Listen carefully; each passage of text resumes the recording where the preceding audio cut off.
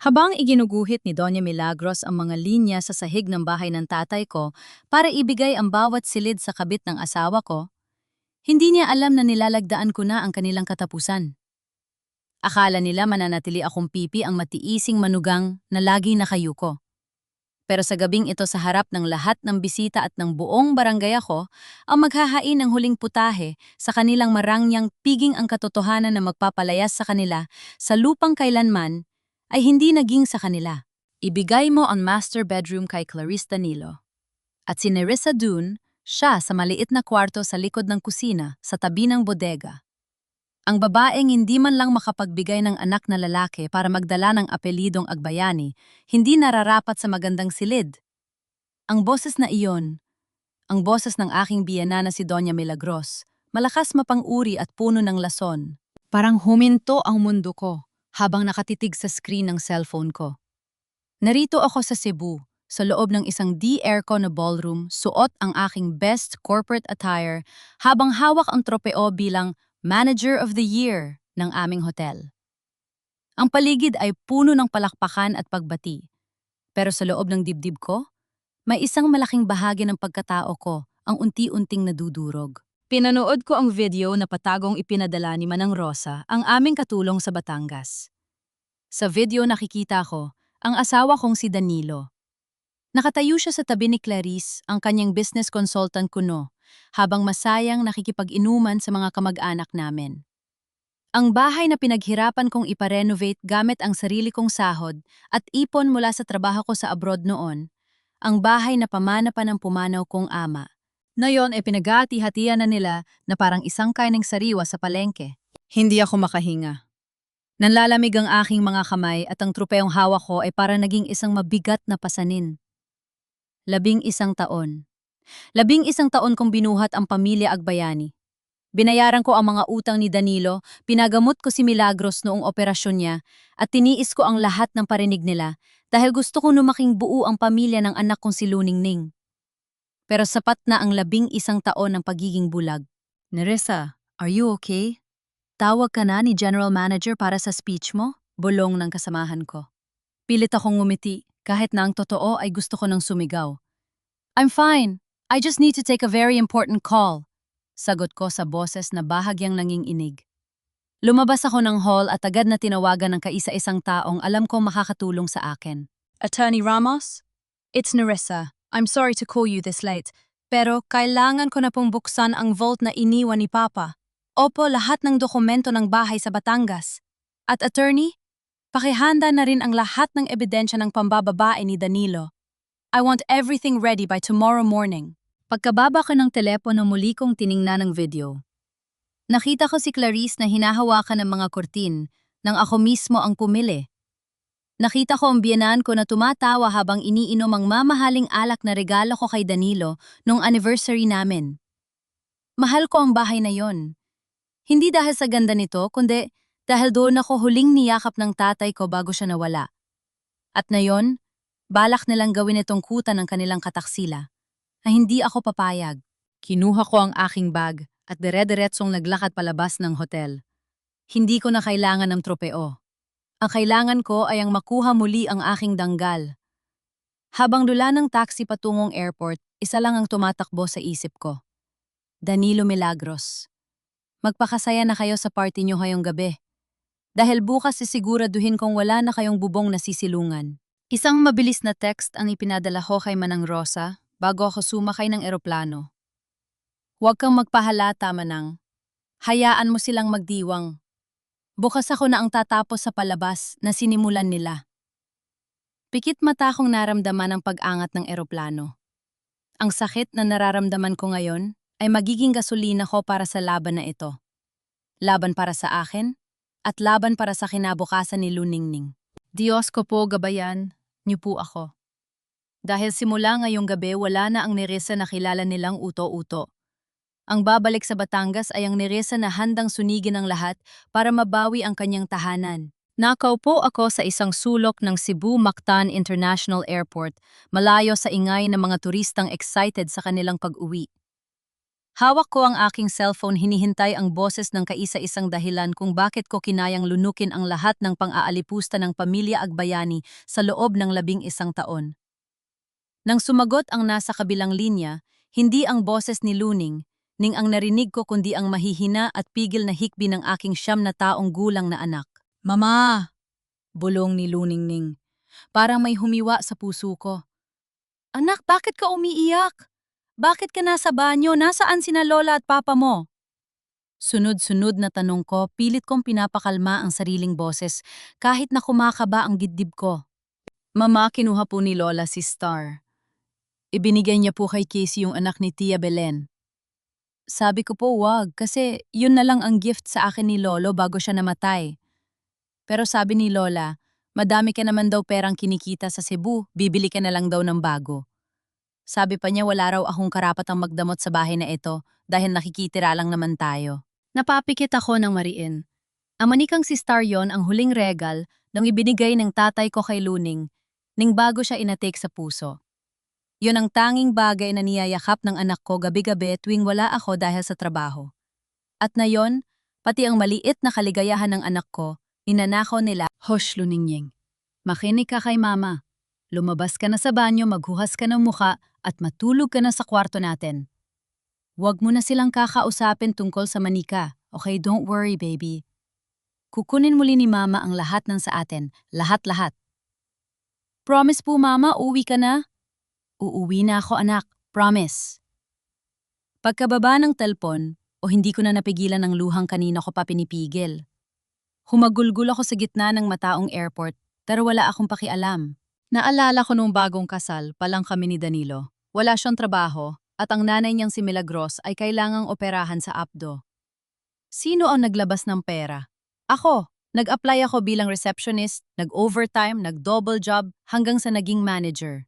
Ang sahod ko halos hindi ko mahawakan dahil diretso sa pambayad ng kuryente, tubig at sa mga utang ni Danilo sa sugal.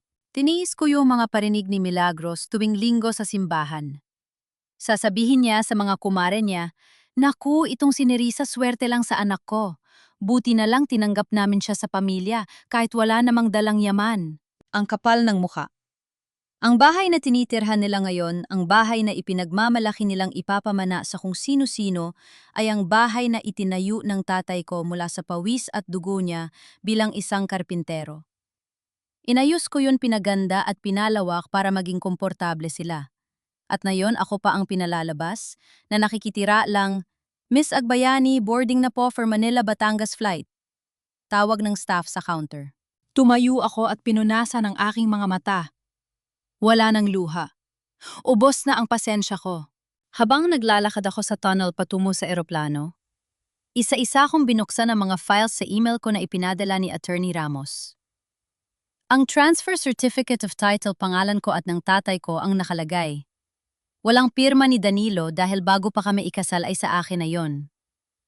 Ang mga resibo ng materyales sa pagpaparenovate ng bahay, pangalan ko ang nakalagay.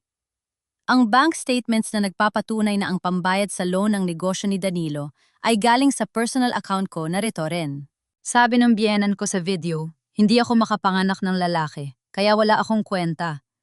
Sabi ni Danilo, kailangan niya si Clarice dahil ito ang business partner na mapapayaman sa kanya. Sige, magtulungan kayo. Binuksan ko ang aking messenger at nag-message sa isang group chat ng mga marites sa aming barangay. Isang secret account ang gamit ko. Alam niyo ba may malaking pasabog sa bahay ng mga Agbayani bukas? Invited daw ang lahat, pati si Kapitan para sa housewarming ng bagong partner ni Danilo. Balita ko balak na nilang palayasin yung asawang legal. Alam ko ang ugali ng mga taga Batangas. Sa loob ng 1 oras kalat na ang balitang ito sa buong palengke hanggang sa simbahan. Gusto nila Milagros ng atensyon, gusto nila ng publiko. Ibibigay ko sa kanila ang pinakamalaking skandal na hindi nila malilimutan habang buhay.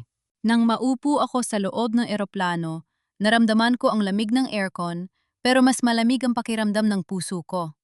Wala na akong nararamdamang pagmamahal kay Danilo. Ang tanging natitira na lang ay ang responsibilidad ko sa anak ko at sa danggal ng tatay ko. Danilo Milagros, enjoy your last night in my house. Bulong ko sa sarili habang dahan-dahang pumikit. Naisip ko ang mukha ni Clarice. Maganda siya bata at mukhang matalino. Pero nagkamali siya ng kinalabang babae. Hindi niya alam na ang lalaking inaakala niyang gold mine ay isa palang baon sa utang na umaasa lang sa asawa. Bago namatay ang tatay ko, sabi niya sa akin, "Neri, ang bahay ay hindi lang semento at kahoy. Ito ang proteksyon mo. Huwag mong hahayaang sirain ito ng kahit sino." "Papababawiin ko ang lahat," pangako ko. Paglapag ng eroplano sa Maynila, agad akong sumakay ng Grab patungong Batangas. Habang bumabagtas ang sasakyan sa gabi, tinitingnan ko ang singsing sa daliri ko. Dahan-dahan ko itong hinubad at inilagay sa maliit na bulsa ng bag ko. Hindi na ako si Nerissa at Bayani ang matiising asawa. Ako na si Nerissa de Vera, ang tunay na may-ari ng tahanang kinuha nila. Alas 5 ng madaling araw, nang makarating ako sa dulo ng aming kalsada sa Batangas. Malamig ang simoy, nang hangin amoy hamog at amoy, usok na nagsisimulang maglaga ng kape ang mga kapitbahay. Pero sa akin, ang pamilyar na amoy ng lupang kinalakihan ko ay parang naging lason. Pinatigil ko ang tricycle ilang bahay bago ang sa amin. Ayokong marinig nila ang ingay ng makina. Ayokong malaman nilang narito na ako. Naglakad ako ng dahan-dahan. Ang mga hakbang ko ay kasing ingat ng isang magnanakaw. Gayong ako naman ang tunay na may-ari ng lupang inaapakan ko. Mula sa likod ng malaking puno ng mangga sa tapat ng aming gate, tumigil ako. Doon ko nakita ang aking tahanan. Ang puting pintura nito ay nagnaningning sa ilalim ng unang sinag ng araw. Ang bawat bintanang debakal ang malawak na balkona, ang bawat haligi ako ang nagbayad niyan. Naalala ko pa nung nag-overtime ako sa hotel, tinitiis ang mura ng mga bastos na kliyente para lang maipadala ang pambili ng mga tiles na yan. Pero ang nakita ko sa hardin ang nagpakulo ng dugo ko, si Clarice. Naka-silk robe siya, isang mamahaling robe na kulay champagne. Hawak niya ang isang gunting sa halaman at walang habas niyang pinuputol ang mga rosas na itinanim pa ng tatay ko bago siya mamatay. Ang mga rosas na iyon ang paborito ni Papa, ang tanging alaala niya sa hardin na ito. "Masyadong makalat ang mga rosas na ito, Danilo," narinig kong sabi ni Clarice. Ang boses niya ay malambing pero nakakasuka.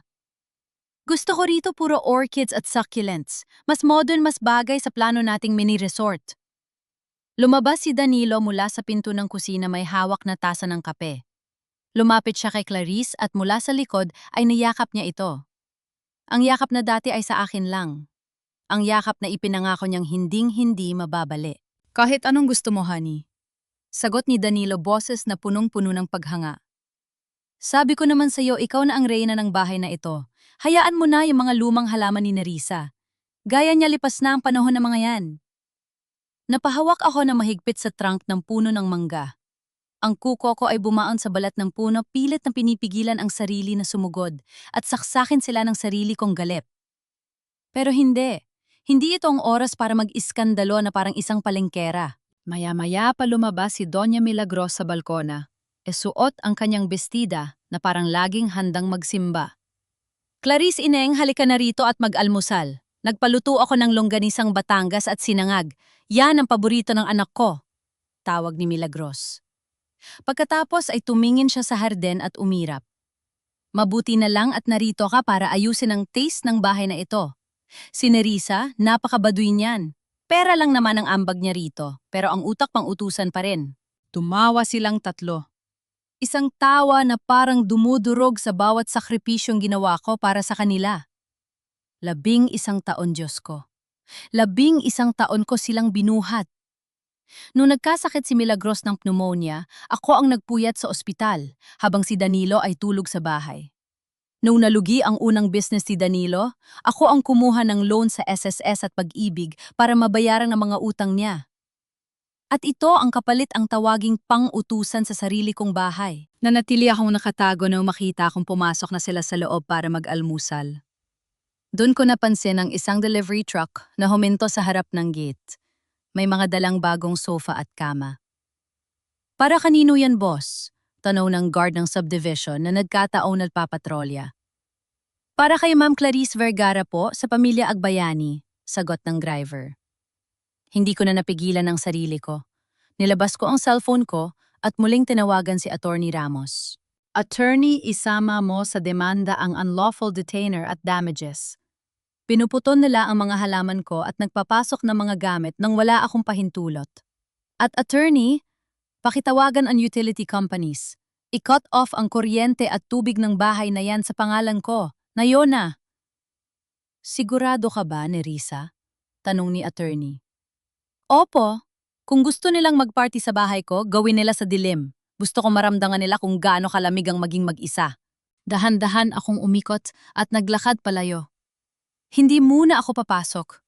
Hahayaan ko silang mag-ayos, magpakasaya at magplano para sa kanilang mini-resort.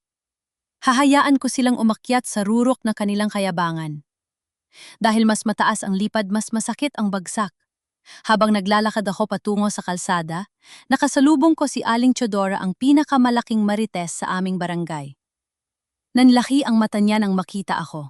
Nerissa, akala ko ay nasa Cebu ka pa. Bakit nandito ka? At bakit parang galing ka sa tapat ng bahay niyo pero hindi ka pumasok? Tanong niya, halatang nangangati na ang dila sa tsismis. Ngumiti ako sa kanya, isang ngiting hindi umabot sa mga mata ko. Aling Chodora, dumaan lang po ako para tignan kung handa na ang lahat para sa malaking sorpresa bukas.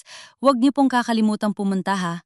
Maraming pagkain at siguradong hinding-hindi niya malilimutan ang mapapanood niyo. Iniwan ko si Aling Teodora na tulala. Alam kong bago magtanghalian ng buong barangay ay lalong magkakagulo sa pananabik. Danilo, Milagros, Clarice, lasapin niyo ang huling almusal niyo sa bahay ko. Dahil pagdating ng bukas, kahit ang tubig na iniinom nyo, kukunin ko sa inyo. Huminga ako ng malalim bago ko itinulak ang gate ng aming bahay. Ang tunog ng baka na nagkiskisan ay parang isang babala, isang hudyat na ang tunay na may-ari ay narito na. Pagpasok ko sa pinto ng sala, tumigil ang tawanan sa loob. Parang naging estatwa sina Danilo, Doña Milagros at Clarice, na noon ay masayang nagkakape pa rin sa dining table. Ang bawat sentimetro ng bahay na ito ay amoy mamahaling pabango ni Clarice, isang amoy na sumasakal sa akin. Nerissa? Nauutal na sabi ni Danilo. Halos mabitawan niya ang tasa ng kape. Bakit? Bakit hindi ka man lang tumawag?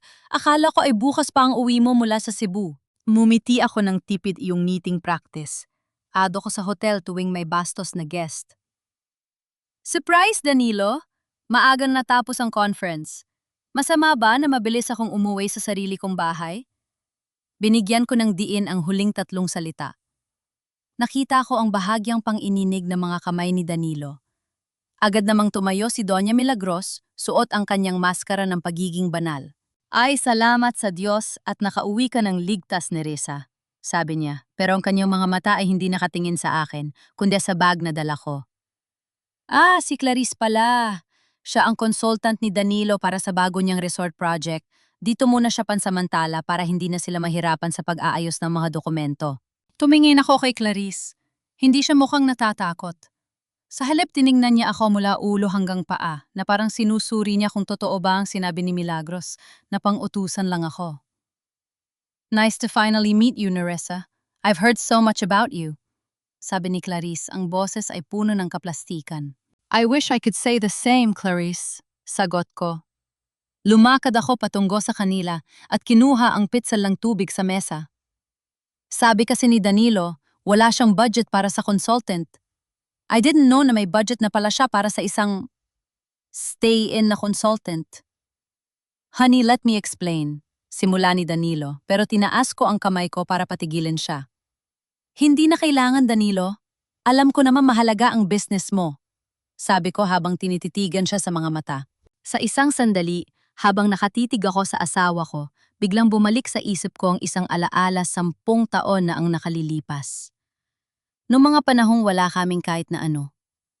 Naalala ko nung mga nganak ako kay Luningning sa gitna ng malakas na ulan. Wala kaming pera noon pambayad ng jeepney, kaya si Danilo isinakay ako sa isang lumang bisikleta na may sidecar. Pawis na pawis siya, basang-basa ng ulan at nanginginig ang mga binti habang nagpepedal patungong ospital. Pangako, Neri, sabi niya sa akin noon habang hawak ang kamay ko sa delivery room. Hinding-hindi ko hahayaang maghirap kayo ng anak natin. Kahit ano mangyari kayo, ang priority ko. Iyon ang Danilo na minahal ko. Ang Danilo na handang magpakapagod para sa amin. Pero ang lalaking nasa harap ko ngayon, ang lalaking suot ang mamahaling polo shirt na binili ko, ang lalaking nanginginig sa takot na mahuli ang kanyang kataksilan, hindi ko na siya kilala. Biglang namatay ang lahat ng ilaw. Ang aircon ay tumigil sa pag-ugong. Ang buong bahay ay binalat ng katahimikan at dilim. Anong nangyari? Sigaw ni Milagros. Danilo, tignan mo ang fuse box. Baka nag-trip lang. Sandali lang, ma. Clarice, stay where you are. Sabi ni Danilo habang kinakapa ang kanyang phone para mag-flashlight. Tumayo lang ako doon sa dilim na kangiti. Alam ko kung bakit nawala no kuryente. Ipinaputol ko na ito sa Meralco kaninang madaling araw dahil ang account ay nakapangalan sa akin. Wala namang sira ang fuse, reklamo ni Danilo pagbalik niya. Baka may maintenance lang ang Meralco rito sa area natin. Baka nakalimutan mo magbayad, Danilo, tanong ko sa gitna ng dilim. 'Di ba binigay ko sa'yo ang pambayad bago ako umalis? Nabayaran ko yung nirisa baka nagkamali lang sila. Depensa niya pero alam kong ginastos niya ang pera sa luho ni Clarice. Sige, hahanapin ko lang ang flashlight sa kwarto natin, sabi ko. Pumasok ako sa aming silid. Gamit ang sarili kong flashlight, kunyari ay naghahanap ako ng gamit sa cabinet ni Danilo. Doon sa ilalim ng kanyang mga t-shirt, may nakapa akong maliit na sobre. Binuksan ko ito. Hindi ito flashlight. Isa itong resibo mula sa isang luxury hotel sa Tagaytay. Ang petsa 2 taon na ang nakalilipas. May kasama pa itong maliit na card na may sulat, "To my future wife Clarice. 2 years down, forever to go. Danilo." 2 taon. Sa loob ng 2 taon, habang natitiis ako sa Cebu, habang nagpapadala ako ng pera para sa maintenance ng nanay niya, habang iniisip ko kung paano mapapaganda ang buhay namin, matagal na niya akong pinalitan. Hindi lang ito isang panandaliang pagkakamali. Plano itong lahat. Isang matagal at masusing paghahanda para sa pagtatapon sa akin. Naramdaman ko ang panginginig ng buong katawan ko. Hindi dahil sa takot, kundi dahil sa isang klase ng galit na ngayon ko lang naramdaman. Ang sakit na parang naging yelo sa aking mga ugat.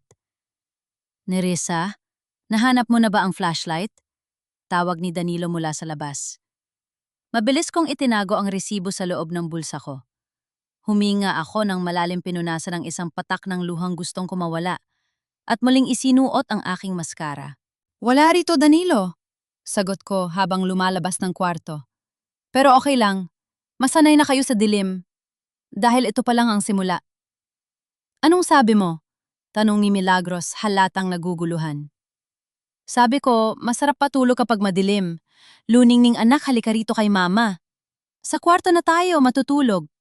Tawag ko sa anak ko na noon ay naguguluhan ding lumabas ng kanyang silid. Niyakap ko si Luning, nang mahigpit sa gitna ng madilim na sala. Sa paligid namin, sina Danilo at Clarice ay abala sa pagrereklamo tungkol sa init. Hindi niyo alam? Hindi niyo alam na ang dilim na nararamdaman niyo ngayon ay wala pa sa kalahati ng impyer nung dadalhin ko sa inyo bukas. Ang buong bahay ay balot ng katahimikan pero sa loob ko ay may isang bagyong nagnangalit. Grabing init. Dahil walang kuryente at walang electric fan, halos hindi makahinga ang sinuman sa loob ng mga silid. Narinig ko ang reklamo ni Clarice mula sa kabilang kwarto. Ang boses niyang parang ipis na naisagkot sa bitag. Danilo, I can't sleep. It's so hot and I'm sweating like a pig. Sabi mo ba naman komportable ang buhay rito? Bakit pati kuryente napuputol? Hush, honey. Hayaan mo na baka bukas ay maayos din yan.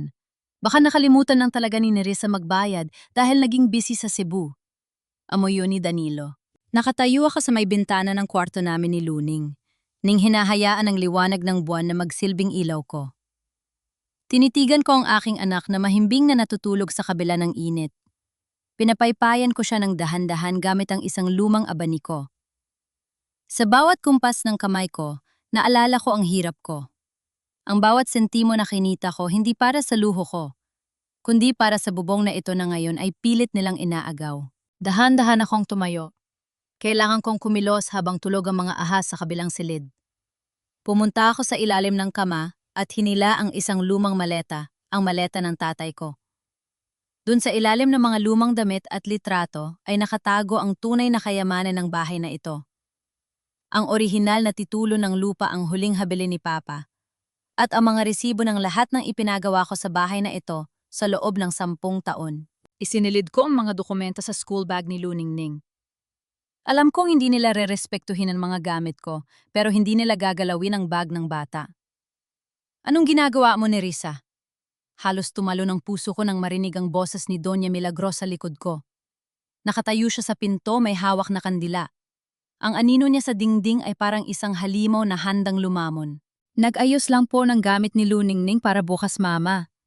Mahinahon kong sagot, pilit na itinatago ang panging inig ng boses ko. Lumapit siya sa akin, ang amoy ng kanyos na ginamit niya sa katawan ay sumasakal sa hangin. Mabuti naman, dahil bukas kailangan nating maging maayos sa harap ng mga bisita. Alam mo naman, malaking party ang ititira ni Danilo. At tungkol sa kuryente, ibigay mo sa akin ang ATM card mo bukas ng umaga. Kailangan nating bumili ng generator para hindi mapahiya ang anak ko kay Clarice at sa mga investor. Tumitig ako sa kanya. Ang kapal ng mukha ng babaeng ito.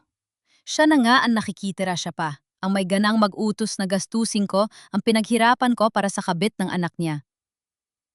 Mama, wala na pong laman ang account ko. Nagastos ko na po sa training sa Cebu. Pagsisinungaling ko. Biglang nagbago ang mukha ni Milagros. Ang pagkukunwaring banal ay napalitan ng put. Wala nang laman ang laki-laki ng sinasahod mo, tapos wala ka na itabi para sa pamilya ng asawa mo? Utang na loob mo sa amin na tinanggap ka namin dito ni Risa. Kung hindi dahil kay Danilo, saan ka pupulutin? Isang ulilang katulad mo na walang ibang maipagmamalaki kundi ang bahay na ito na anak ko naman ang nagpapatakbo. Anak mo ang nagpapatakbo. Gusto kong tumawa ng malakas.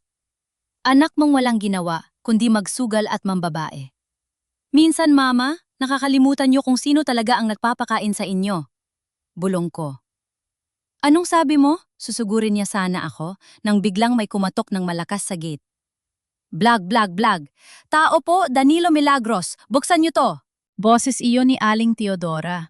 Agad kaming bumaba ni Milagros, kasunod si Danilo na nagmamadaling nagsuot ng t-shirt. Pagbukas ng gate, nandoon si Aling Teodora kasama ang 2 pang kapitbahay. Mukhang mga excited na makakita ng sunog. Anong kailangan mo, Teodora? Madaling araw na. Singhal ni Milagros. Naku, Milagros, pasensya na. Pero kumakalat ang balita sa barangay hall. May mga pulis na nagtatanong tungkol sa bahay niyo. Sabi raw may kasong isinampa tungkol sa peking pirma sa isang loan application. Sabi ni Aling Teodora. Ang mga mata ay palipat-lipat sa aming lahat.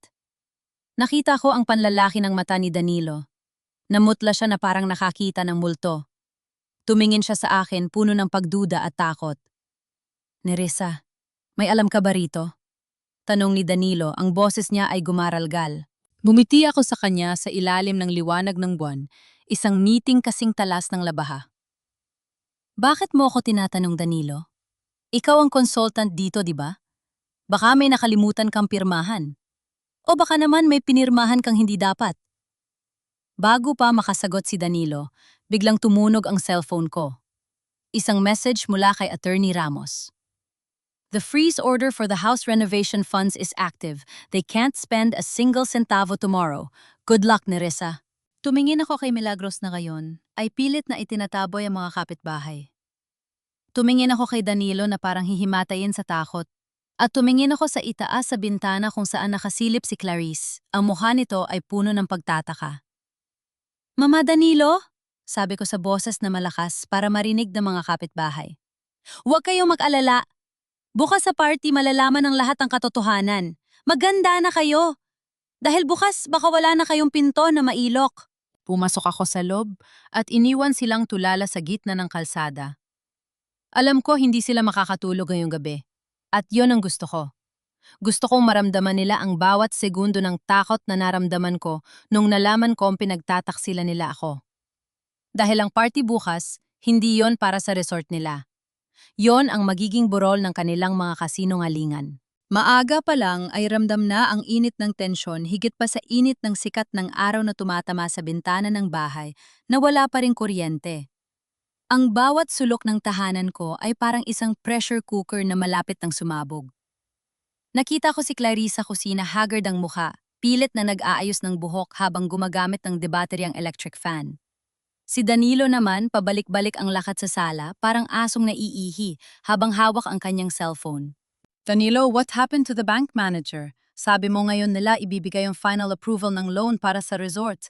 How can we show them the property if there's no electricity, no water? Bulyaw ni Clarice. Wait, honey. Inaayos ko na. Baka may error lang sa system ng Meralco. Pawis na sagot ni Danilo. Tumingin siya sa akin na noon ay tahimik na nagtitimpla ng gatas ni Luning ning sa gitna ng dilim. Nerissa, wala ka ba talagang dalang pera? Kahit pang-upa lang ng generator para sa party mamaya, mapapahiya tayo sa mga investors. Hindi ko siya tiningnan. Sabi ko sa'yo, Danilo, ubos na ang pera ko. Bakit hindi ang business partner mo ang pagastusin mo, 'di ba? Consultant siya. Consultant din ba siya sa paghingi ng pera sa asawa ng partner niya? Bago pa siya makasagot, lumabas ako ng bahay. May mas mahalaga akong kailangang gawin kaysa panuurin silang magmakaawa. Nagpunta ako sa isang maliit na kainan sa labas ng barangay malayo sa mga matang mapanuri na mga kapitbahay. Doon naghihintay si Attorney Ramos kasama ang isang lalaking nakabarong, si Mr. Santillan, ang representative ng bangko kung saan nag-apply si Danilo ng mortgage gamit ang bahay na ito. Miss De Vera, salamat sa pagpunta, sabi ni Mr. Santillan. Inilapag niya ang isang folder sa mesa. Ito ang documents na isinumate ni Mr. Danilo Agbayani. Sabi niya ibinigay mo raw ang buong karapatan sa kanya para gamiting collateral ang bahay at lupa. Binuksan ko ang folder. Doon ko nakita ang aking pangalan. Isang pirma na halos kamukhang-kamukha ng sa akin, pero alam kong hindi ko isinulat. Ang bawat kurba ng ballpen ay parang isang saksak sa aking likuran. Faked, bulong ko. Attorney, look at the slant of the letters. He's been practicing my signature for a long time. Hindi lang yan, Nerissa. Dagdag ni Attorney Ramos. Ang boses niya ay puno ng awa at galit. Nalaman din namin na ang resort na sinasabi niya hindi nakapangalan sa inyong mag-asawa. Ang nakalagay na primary owner sa business permit application ay si Clarice Vergara. Ikaw ang magbabayad ng utang, pero si Clarice ang magmamay-ari ng resort. Napatawa ako ng mapait. Isang tawa na naging hikbi pero agad kong pinigilan. Hindi ako pwedeng maging mahina ngayon. Ito na ang lihim na kasunduan nila. Gagamitin ang pawis at dugo ko para itayo ang kinabukasan ng kabit niya. Habang ako ay nakakulong sa utang sila, ay magpapakasarap sa bunga ng aking paghihirap. Mr. Santillan, sabi ko habang tinititigan ng bank representative. I am the sole owner of this property. This title is under my maiden name De Vera, and it was a pre-marriage gift from my father. My husband has zero legal rights to mortgage this house without my actual presence and valid IDs. Maliwanag po yan, ma'am, sagot ni Mr. Santillan. Actually, ready na kaming i-reject ang loan at i-report ito as fraud. Pero sabi ni Attorney Ramos, may iba kayong plano. Huminga ako ng malalim. Opo, wag niyo munang i-reject. Gusto kong pumunta kayo sa party mamaya. Gusto kong makita ni Danilo at na kanyang nanay na malapit na sila magtagumpay. Hayaan niyo silang mag-celebrate bago niyo ibagsak ang katotohanan sa harap ng lahat ng bisita. Pagkatapos ng meeting, naglakad ako pabalik sa amin. Nakita ko ang mga banner na isinasabit na sa gate, Agbayani Resort The Grand Launching. Nakita ko rin ang mga catering na dumarating dala ang mga pagkain na alam kong utang lang din nila sa kung saan sa ang credit card. Sa gitna ng kaguluhan, nakita ko si Danilo na niyayakap si Clarice sa balkona, habang si Doña Milagros ay mayabang na nag-uutos sa mga waiters. Isang gabi na lang, Papa. Bulong ko sa hangin, tinitingnan ang lumang puno ng mangga na saksi sa lahat. Isang gabi na lang at mawawala na ang mga anay na sumisira sa bahay mo. Pumasok ako sa loob, suot ang aking pinakamagandang maskara. Lumapit ako kay Milagros na noon ay abala sa pag-aayos ng lamesa. Mama, may good news ako, sabi ko nang may pekining iti. Nakausap ko ang bangko. Sabi nila pupunta sila rito mamaya para sa special announcement. Mukhang matutulin na talaga ang pangarap ni Danilo. Talaga? Halos tumalon sa tuwa si Milagros. Niyakap niya ako isang yakap na puno ng plastik. Sabi ko na nga ba ni Risa, Kahit papaano ay may pakinabang ka rin, Danilo. Clarice, halika kayo rito. Matutuloy na ang loan. Pinanood ko silang magdiwang. Pinanood ko silang mag-cheers gamit ang mga basong ako ang bumili. Hindi nila alam na ang special announcement na inaasahan nila ay ang magiging huling hatol sa kanilang kasamaan. Dahil sa larong ito, akala nila ay sila ang player. Pero hindi nila alam. Ako ang may-ari ng board. Habang papalapit ang oras ng piging, mas lalong nagiging abala ang lahat. Ang bawat sulok ng bahay ay puno ng mga bulaklak at dekorasyon. Pero sa ilalim ng lahat ng karangyaan, amoy mabulok na basura ang nararamdaman ko. Hindi pa rin bumabalik ang kuryente, pero dahil sa good news na ibinigay ko, hindi na nagreklamo si Danilo. Nagrenta siya ng isang malaking generator na ang ingay ay umaalingaw-ngaw sa buong bakuran. Nasa itaas ako, nag-aayos ng gamit ni Luning. Ning na mapansin ko si Doña Milagros na pumasok sa kanyang silid kasama si Tia Belen. May kakaiba sa kilos nila. Paling-alinga sila na parang may itinatagong krimen. "Makinig ka, Belen?" Narinig kong bulong ni Milagros nang tumapat ako sa pintuan na bahagyang nakabukas. Ang aking paghinga ay dahan-dahan kasing tahimik ng isang anino. "Ano yun, ate?" tanong ni Tia Belen. "Huwag kang maingay, pero heto ang kopya ng dokumentong ipinapirmaho kay Danilo kanina habang abala siya sa pakikipag-usap kay Clarice," sabi ni Milagros. Narinig ko ang kalansing ng susi at ang pagbukas ng isang drawer. Akala ng babaeng yon sa kanya mapupunta ang resort. Akala naman ni Nerissa sa kanya pa rin ang bahay. Pero sa oras na ma-approve ang loan, ililipat ni Danilo ang lahat ng asset sa pangalan ko at ng anak mo, si Junjun. Si Junjun ang kaisa-isang lalaki sa pamilya. Agbayani siya ang dapat magmana. Nanlamig ang buo kong pagkatao. Hindi lang si Danilo ang traidor. Ang nanay niya, ang babaeng itinuring kong sarili kong ina, ay may mas malalim at mas madilim na balak. "Paano si Clarice, ate? Hindi ba magagalit yon? Consultant siya, di ba?" Narinig ko ang isang mapait at mapang-uring tawa mula kay Milagros. "Si Clarice, kagamitin lang natin ang talino niya para makuha ang pera ng bangko. Pagkatapos noon, itatapon natin siya na parang basahan, sino ba siya? Isang kabit lang naman." Sa oras na nasa kamay ko na ang titulo, palalayasin ko siya rito kasama si Nerissa. 2 ibon sa isang bato, Belen. Malilinis ang bahay na ito mula sa mga babaeng walang silbi. Napahawak ako sa dingding para hindi ako mabuwal. Ang sikmura ko ay parang binaliktad sa tindi ng dumi na nararamdaman ko. Ito pala ang tinatawag nilang pamilya. Isang pugad ng mga ahas na handang tuklawin kahit ang isa't isa para sa pera at kapangyarihan. Traidor sa traidor. Ang mag-ina ay naglolokohan at ang kabit ay ginagamit lang bilang kasangkapan. Nang makalabas sina Milagros ng silid, dahan-dahan akong pumasok. Madilim ang loob, tanging ang liwanag mula sa labas ang nagbibigay ng anino sa mga gamit. Pumunta ako sa kanyang aparador. Hindi ito nakalock. Doon sa loob ng isang luma at mabangong kahon ng alahas, nakita ko ang isang piraso ng papel. Isang deed of assignment. Nakalagay doon na sa oras na ma-release ang loan si Danilo, ay mag-a-assign ng lahat ng rights niya sa property kay Doña Milagros Agbayani. At sa ibaba, nandun ang pirma ni Danilo, isang pirma na halatang pinilit o nakuha sa gitna ng pagmamadali. "Diyos ko po," bulong ko. Hindi lang ako ang biktima rito. Kahit si Clarice na akala mo ay reyna ng katusuhan, ay pinaglalaruan lang din ng matandang ito. Isang mapait ng ngiti ang sumilay sa aking mga labi. Kung akala ni Milagros ay siya ang huling tatawa, nagkakamali siya. Kinuha ko ang aking cellphone at mabilis na kinuhanan ng larawan ang dokumento. Pagkatapos, ay ibinalik ko ito ng maayos eksakto kung paano ko ito nahanap. Habang gumababa ako ng hagdan, nakasalubong ko si Clarice.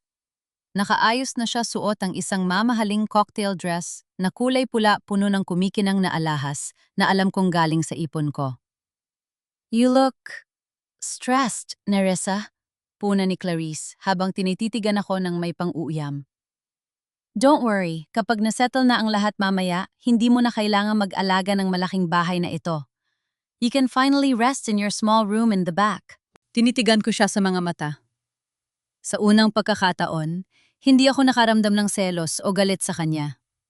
Ang naramdaman ko ay awa. Awa para sa isang babaeng akala niya ay panalo na. Pero ang totoo ay isa lang ding tupa na nakatakdang ihain sa mesa ng mga agbayani. Clarice, sabi ko sa isang mahinahon na boses. Ang akala natin ay alam na natin ang lahat. Pero sa bahay na ito, ang pinakamatamis na ngiti ang may pinakamatalas na kagat. Mag-ingat ka mamaya. Baka ang lupang kinatatayuan mo ay matagal na palang hinukay para maging libingan mo. What are you talking about? Tanong niya, ang kanyang kilay ay nagsalubong sa pagtataka. Hindi ko na siya sinagot. Nagpatuloy ako sa paglalakad patungo sa labas, kung saan nagsisimula nang dumating ang mga bisita.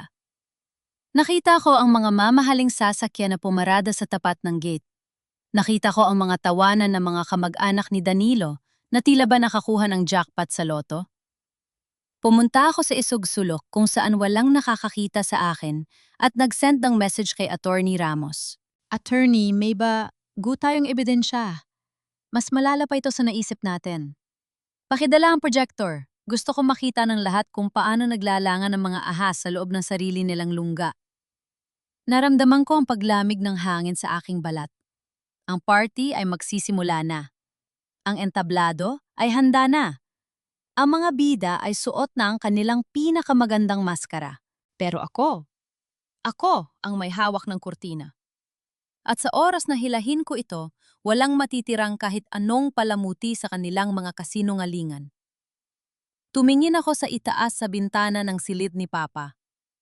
Papa, panoorin mo ako. Ipakikita ko sa kanila kung ano ang ibig sabihin ng tunay na danggal ng isang devera. Ang ingay ng generator sa labas ay tila tibok ng isang pusong malapit ng sumabog. Ramdam ko ang panging inig ng mga sahig ng bahay sa bawat ugong nito, isang paalala na ang lahat ng karangyaang nakikita ng mga bisita ngayon ay artipisyal lang, isang panandaliang hiram na liwanag sa gitna ng katotohanang matagal na nilang binalot sa dilim. Puno ang aming bakuran.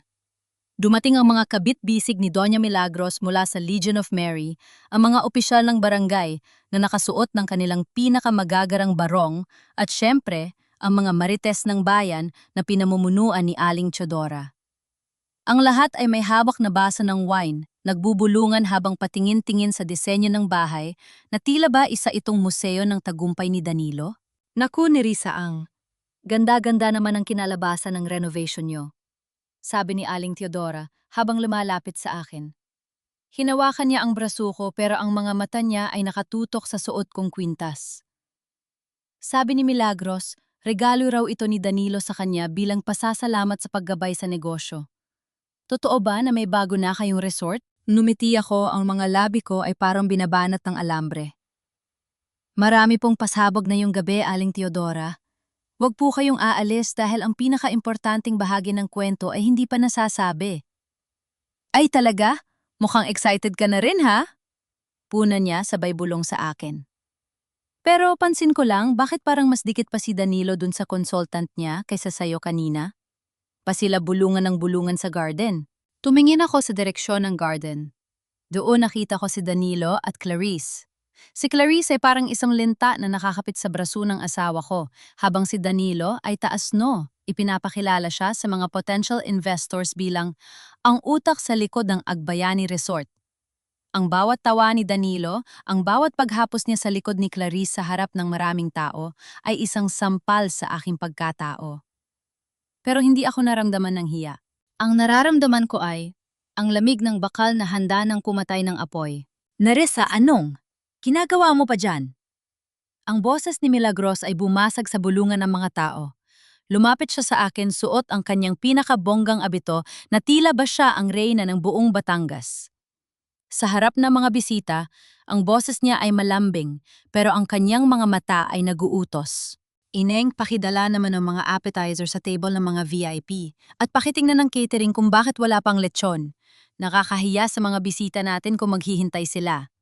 Sabi niya nang may kasamang peking ngiti. Naramdaman ko ang pagtingin ng mga tao sa akin. Narinig ko ang mahihinang bulungan. Kawawa naman si Nerissa, parang naging katulong sa sariling party. At, akala ko ba manager siya sa Cebu? Bakit sunod-sunuran pa rin sa biyanan? Huminga ako ng malalim. Opo, Mama. Ihahain ko na ang lahat ng dapat ihain. Siguradong busog kayong lahat sa mapapanood nyo mamaya. Pagpunta ko sa kusina, nakita ko si Luningning na nakaupo sa isang sulok, nakasuot na kanyang paboritong puting damit. Hawak niya ang kanyang drawing book, pero ang kanyang maliliit na balikat ay nakayuko. Mama, gusto ko na pong pumasok sa kwarto. Ang ingay po nila at sabi ni Lola wag daw po akong lalabas sa sala kasi baka daw madumihan ko ang damit ng mga bisita. Malungkot na sabi ng anak ko. Lumuhod ako sa harap niya at hinawakan ang kanya mga pisingi. Anak, sandali na lang. Pagkatapos ng gabing ito, hinding-hindi ka na makakarinig ng ganyang mga salita. Ikaw ang prinsesa ng bahay na ito, Luning. At walang sinumang pwedeng magpaalis sa'yo sa sarili mong kaharian. Niyakap ko siya ng mahigpit. Doon ko naramdaman ang muling pagtigas ng aking desisyon. Ang bawat luhang pinigil ko, ang bawat gabing nagpuyat ako sa Cebu para lang may maipadalang pera sa kanila, ay naging isang malaking alon na handang lumunod sa pamilya Agbayani. Paglabas ko ng kusina, nakita ko ang pagdating ng isang itim na sasakyan sa tapat ng gate. Bumaba ang tatlong lalaking nakabarong sina Mr. Santillan mula sa bangko at si Attorney Ramos na may dalang isang briefcase at isang projector. Nagkatinginan kami ni Attorney Ramos. Isang tango lang ang ibinigay ko sa kanya. Ladies and gentlemen, may we have your attention please? Ang boses ni Danilo ay umalingaw-ngaw sa buong bakuran gamit ang microphone. Ang lahat ng tao ay tumahimik at humarap sa balkona kung saan nakatayo ang masayang pamilya Agbayani. Si Danilo, si Milagros at sa tabi nila si Clarice. Ngayong gabi hindi lang natin ipinagdiriwang ang kagandahan ng aming tahanan. Ipinagdiriwang din natin ang simula ng Agbayani Resort, isang pangarap na natupad dahil sa pagsisikap at pagmamahal. Sabi ni Danilo sabay, tingin kay Clarice na parang ito ang kaisa-isang babae sa mundo. At syempre, dagdag ni Milagros, ang tagumpay na ito ay hindi magiging posible kung hindi dahil sa pagkakaisa ng pamilya. Kaya naman may inihanda kaming sorpresa. Ang formal na pagpirma ng loan at ang pagpapakita ng aming plano para sa kinabukasan. Nagpalakpakan ng mga tao. Nakita ko ang pagmamalaki sa mga mukha ni na Danilo at Clarice. Akala nila ay ito na ang kanilang gabi. Akala nila ay nakuha na nila ang lahat. Pero sa gitna ng palakpakan dahan-dahan akong lumakad patungo sa gitna ng stage. Ang bawat hakbang ko ay mabigat kasing bigat ng hustisyang dala ko. Sandali lang, sabi ko. Kahit wala akong microphone, ang lamig at diin ng boses ko ay sapat na para mapatigil ang lahat. Napatingin sa akin si Danilo, ang takot ay muling rumehistro sa kanyang mga mata. Nerissa, anong ginagawa mo? Bumaba ka riyan, hindi mo ito oras. Hindi, Danilo. Sagot ko habang nakatitig sa kanya ng direkta. Ito na ang pinaka-importanting oras ng gabing ito. Dahil bago niyo pirmahan ang kahit anong loan, kailangan muna nating linawin kung kanino ba talaga ang bahay na ito at kung sino ba talaga ang tunay na traidor sa inyong tatlo. Isang malakas na bulungan ang lumaganap sa buong bakuran. Ang mga marites ay halos hindi na humihinga sa pananabik. Ang mga bisita ay nagkatinginan. Nerissa, tumigil ka, nakakahiya sa mga bisita. Sigaw ni Milagros, ang kanyang muka ay nagsisimulang mamula sa galit. Hiya, Mama? Tanong ko. Di ba yan ang paborito niyang ipakita sa lahat kung gaano kayo kabuti? Sige, pagbigyan natin sila. Attorney Ramos, pakibukas na ang projector. Sa isang saglit, ang pader ng aking bahay ay naging isang malaking screen. At ang unang lumabas na larawan ay hindi ang plano ng resort, kundi ang dokumentong nakuha ko mula sa drawer ni Milagros. Nabali ang katahimikan ng gabi. Ang tanging naririnig na lang ay ang ugong ng generator at ang mabilis na paghinga ni na Danilo at Milagros. Sa pader ng bahay ko, malinaw na nakaproyekto ang deed of assignment, ang lihim na dokumento kung saan ililipat ni Danilo ang lahat ng ari-arian sa kanyang ina. Gatawan ang lahat ng ipinangako niya kay Clarice. Ano yan? Ang boses ni Clarice ay gumaralgal. Lumingon siya kay Danilo, ang kanyang mga mata na kanina ay puno ng landi, na yon ay nag-aapoy sa galit. Danilo, ano to? Akala ko ba sa akin ang resort? Akala ko ba partner tayo? Honey, sandali. Hindi ko alam yan, Nerissa. Anong kalokohan nito? Sigaw ni Danilo, pilit na lumalapit sa projector para takpan ang liwanag. Kalokohan! Tumawa ako ng mahina, isang tawa na walang bahid ng saya. Attorney, pakilipat sa susunod na slide. Lumabas ang susunod na dokumento, ang loan application sa bangko. Naka-zoom in ang pirma ako. Pagkatapos sa tabi nito, lumabas ang isang video, isang security footage mula sa isang computer shop sa kanto. Kitang-kita si Danilo, seryosong-seryoso, habang pinapraktis ang pirma ko sa isang pirasong papel. Isang malakas na, hala, at grabe, ang umalingaw-ngaw mula sa mga kapitbahay.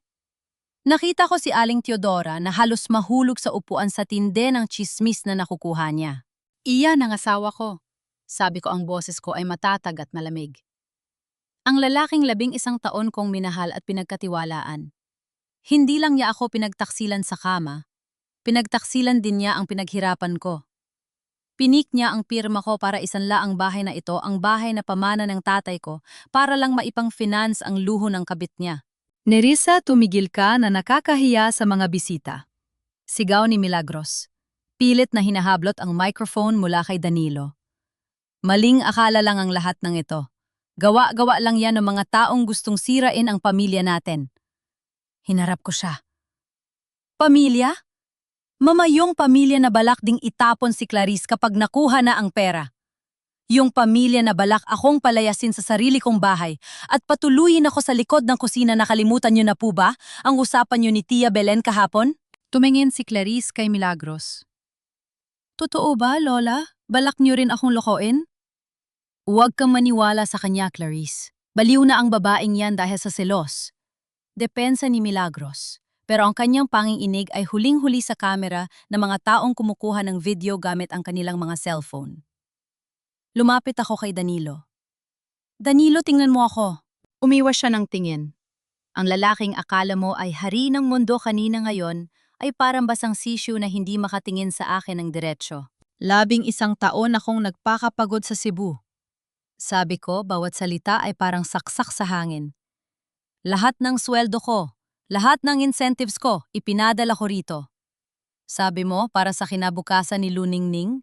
Sabi mo, para sa retirement ng nanay mo. Pero ginamit mo pala para pambili ng bag ni Clarice. Ginamit mo pala para ipambayad sa hotel niyo sa Tagaytay sa loob ng 2 taon. Nerissa, patawarin mo ako.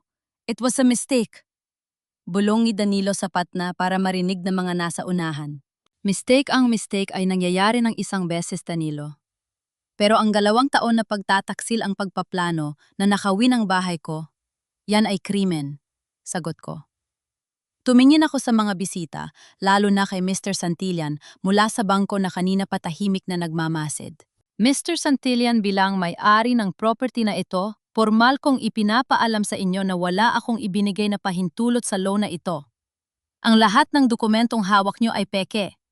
At Attorney Ramos, pakisubmit na ang demand letter para sa pagpapaalis sa mga taong ito sa loob ng aking pamamahay. Ano? Sigaw ni Milagros. Hindi mo kami pwedeng palayasin bahay ito ng asawa mo. Asawa ka lang. Dito na ako ngumiti ng sagad. Diyan po kayo nagkakamali, Mama. Ang titulong hawak ni Attorney Ramos ay patunay na ang lupang ito ay paraphernal property. Ibinigay ito sa akin ni Papa bago pa kami ikasal ni Danilo. Hindi ito bahagi ng conjugal assets. Sa madaling salita, wala kayong kahit isang sentimong karapatan dito. Isang nakakabinging katahimikan ang gumalot sa bakuran. Ang generator ay biglang namatay, naubusan na ng krudo at tanging ang liwanag ng buwan at ang mga cellphone ng mga kapitbahay ang natira. Sa dilim na iyon, narinig ko ang boses ni Luning, ning mula sa likuran ko. Mama, uuwi na ba tayo sa dating bahay natin? Hinila ko ang anak ko at niyakap siya. Dito tayo, anak. Sila ang aalis. Sila ang walang tahanan. Humarap ako sa pamilya Agbayani. Meron kayong 24 na oras para kunin ang mga gamit nyo. Pagkatapos noon, itatapon ko sa kalsada ang lahat na maiiwan nyo. At Danilo, huwag mo nang subukang tumawag. Ang susunod na kakausap sa'yo ay ang court server para sa kasong falsification of public documents at bigamy. Tumalikod ako at naglakad papasok sa loob ng bahay. Rinig na rinig ko sa likuran ko ang pagsisimula ng gulo. Narinig ko ang sampal ni Clarice kay Danilo. Narinig ko ang pagsigaw ni Milagros sa mga kapitbahay na huwag kumuha ng video. Narinig ko ang pag-alis ng mga mamahaling sasakyan ng mga investors na kanina lang ay tila mga linta sa katawan ni Danilo. Sa loob ng tahimik na sala, naupo ako sa lumang silya ni Papa. Nanginginig ang aking mga kamay, pero sa loob ko may isang malaking pasasalamat. Tapos na. Ang bagyo ay dumaan na at kahit may mga nasira ang pundasyon, ay nananatiling matatag. Maliwanag na ang sikat ng araw, pero ang paligid ng bahay ay tila isang ghost town. Ang mga natirang basura mula sa party kagabi, mga basag na baso dumi ng pagkain at mga lantang bulaklak ay nagkalat sa garden na dati ay inalagaan ni Papa. Amoy krudo pa rin mula sa generator, amoy ng isang peking tagumpay na tuluyan ang naglaho. Nakatayo ako sa balkona, bit-bit ang isang tasa ng kape. Pinapanood ko silang mag-impake. Walang imikan. Tanging ang kalansing ng mga hanger at ang tunog ng pagsasara ng mga maleta ang naririnig. Nerissa? Lumingon ako, si Danilo. Gusot ang suot na damit, mapula ang mga mata at halatang hindi nakatulog. Lumapit siya sa akin, nagbabakasa, ling makakita ng kahit kaunting awa sa aking mga mata. Neri, parang awa mo na, huwag mo kaming palayasin sa ganitong paraan. Saan kami pupunta ni Mama wala, kaming matutuluyan sa ganito kabilis na panahon? Pagmamakaawa niya, ang boses niya ay basag. Tumingin ako sa kalsada. Doon sa tapat ng gate, nakatayo ang ilang mga kapitbahay na kunwari ay nagwawalis, pero ang totoo ay nanonood sa Walk of Shame ng pamilya Agbayani. Kasama nila si Aling Chodora, na tila live reporter sa bawat kilos namin. Nung pinirmahan mo ang pangalan ko sa loan documents, Danilo, naisip po ba kung saan kami pupunta ni Luning? Ning kapag na-foreclose ang bahay na ito, tanong ko sa malamig na tono. Nung dinala mo si Clarice rito at pinlano ninyong patuluyin ako sa tabi ng bodega, nag-alala ka ba kung may matutuluyan kami? Neri, nagkamali ako. Nabulag ako. Hindi ka nabulag, Danilo. Naging gahaman ka. Putol ko sa kanya. Ginamit mo ang pagmamahal ko bilang puhunan para sa kataksilan mo. At na yan oras na para bayaran mo ang utang mo sa akin.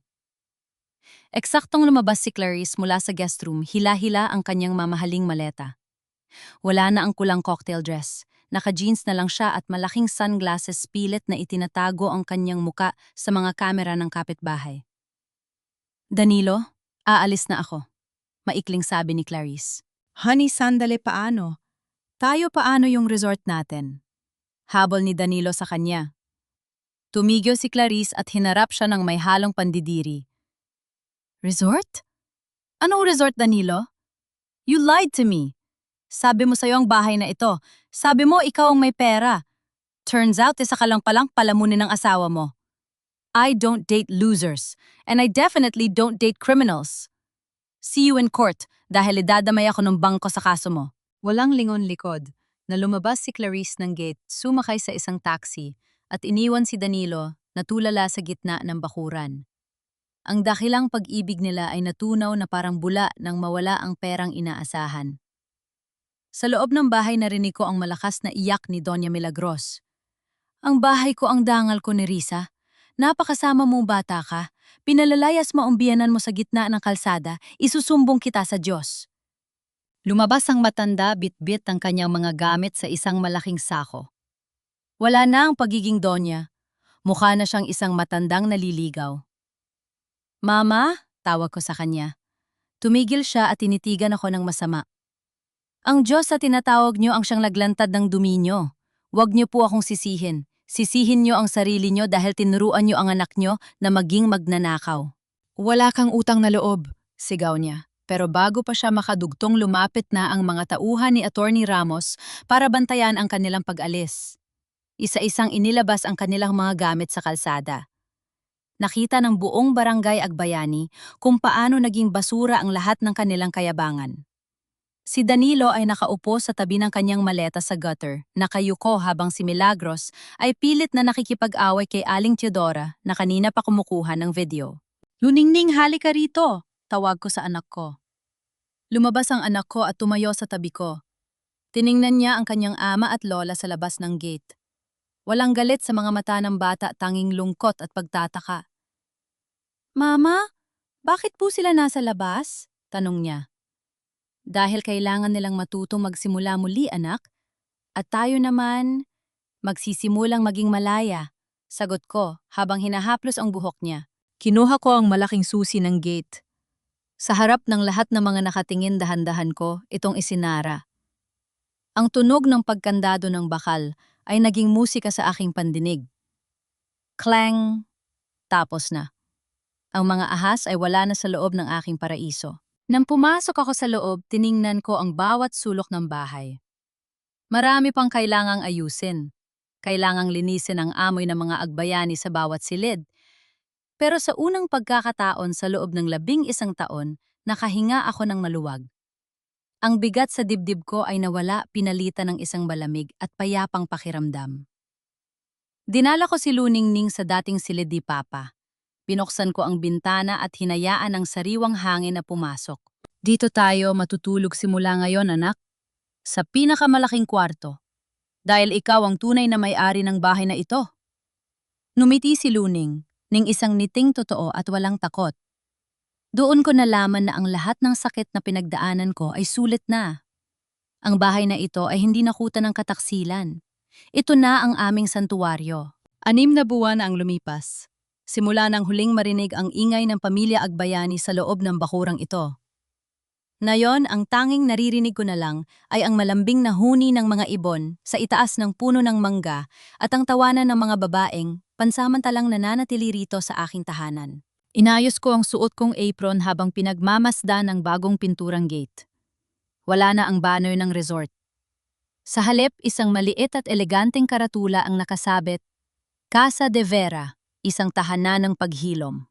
Ginawa kong isang maliit na nyangi o shelter ang bahay ni Papa para sa mga kababaihan at mga bata na nakaranas ng pang-aabuso o kataksilan sa kanilang mga asawa.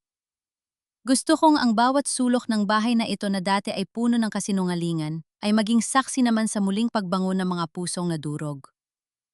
Mamahanda na po ang mga merienda para sa mga bisita, tawag ni Luningning. Lumingon ako sa aking anak. Ang laki na ng ipinagbago niya. Wala na ang takot sa kanyang mga mata. Masigla na siyang tumutulong sa akin sa pag-aalaga ng aming munting negosyo. Siya ang nagsisilbing liwanag ng Casa de Vera. Salamat anak. Pakisabi kay Aling Teodora na pakihanda na rin ang mga bulaklak sa garden. Sagot ko. Si Aling Teodora ay hindi na lang basta marites na yon. Siya na ang aking katuwang sa pagpapatakbo ng bahay. Natutunan niyang gamitin ang kanyang dila para sa pagpapalaganap ng inspirasyon sa halip na tsismis. Minsan nababalitaan ko pa rin ang tungkol sa pamilya Agbayani mula sa mga kwento sa palengke. Balita ko si Danilo ay nagtatrabaho na bilang isang ahente ng mga gamit sa kalsada, malayo sa marangyang buhay na pinang-arap niya. Si Clarice naman ay tuluyan na siyang iniwan at balitang nakaharap sa patong-patong na kaso mula sa bangko.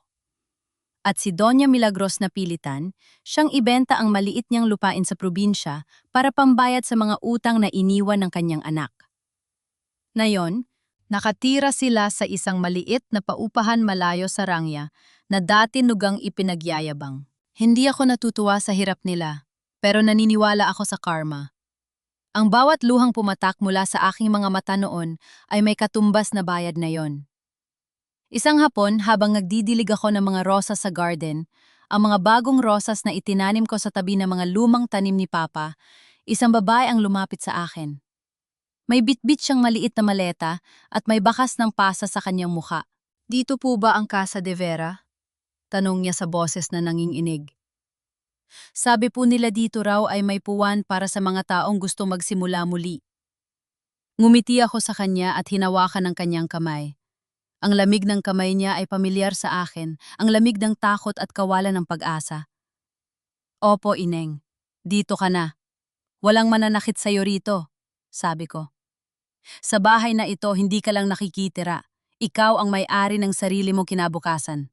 Habang pinapanood ko ang paglubog ng araw, naramdaman ko ang presensya ni Papa sa hangin. Parang naririnig ko ang bulong niya. Mabuti ang ginagawa mo, Neri. Ang bahay ay hindi lang pader. Ito ay pag-ibig. 11 taon akong naging bilanggo sa sarili kong tahanan. Pero ngayon sa bawat pintong binubuksan ko para sa ibang tao, mas lalong lumalawak ang kalayang nararamdaman ko. Ang Casa de Vera ay hindi nakutan ng kataksilan. Ito na ang simbolo ng aking danggal ng aking pagiging ina at ng aking muling pagkabuhay. Dahil sa dulo ng bawat bagyo ang pinakamatatag na pundasyon ay ang pusong marunong lumaban at tumindig para sa katotohanan. Sa bawat pintong nagsasara sa ating buhay, madalas ay natatakot tayo sa dilim na idudulot nito. Ngunit sa kwento ni Nerissa, natutunan natin na ang tunay na liwanag ay hindi nanggagaling sa kuryente o sa marang yang palamuti ng isang bahay, kundi sa apoy ng danggal na pilit nating pinoprotektahan. Ang bawat isa sa atin ay may kanya-kanyang casa de vera, isang tahanan sa loob ng ating puso na kailangang linisin mula sa mga anay ng kataksilan at panloloko. Huwag kayong matakot na magtaboy ng mga taong sumisira sa inyong kapayapaan dahil ang tunay na pamilya ay hindi nananakit kundi nagpapagaling. Salamat sa inyong matiyagang pakikinig sa paglalakbay na ito. Naantig ang puso ko sa bawat bahagi ng kwento ni Nerissa, lalo na nang makita nating muli ang kanyang pagtayo sa gitna ng mga guho ng kanyang nakaraan. Pinapaalala nito sa akin ang mga tunay na kaganapan sa likod ng mga liham na natatanggap ko, kung saan ang mga nanay ay handang magpakasakit. Pero may hangganan din ang lahat kapag danggal na ng anak ang nakataya. Saan man kayo naroon ngayon, marahil ay nagluluto ng hapunan, nagpapahinga, pagkatapos ng mahabang araw sa trabaho, o baka naman ay nasa malayo ring bansa tulad ng ating mga OFW, sana ay nag-iwan ang kwentong ito ng isang munting binhi ng pag-asa sa inyong mga puso. Kayo kung kayo ang nasa katayuan ni Nerissa, ganun din ba ang gagawin ninyong tapang? O naniniwala ba kayo na ang pagpapatawad ay may hangganan? Ibahagi niyo naman ang inyong salubin sa comment section. Gusto ko ring malaman kung saang parte ng mundo niyo pinapakinggan ang ating kwento. Huwag kalimutang i-like at i-share ang episode na ito para mas marami pa tayong mabigyan ng lakas ng loob. Hanggang sa muling pagkakataon mga mahal kong tagapakinig. Manatiling matatag, manatiling tapat sa inyong sarili at tandaan na laging may bagong umaga pagkatapos ang pinakamahabang gabi.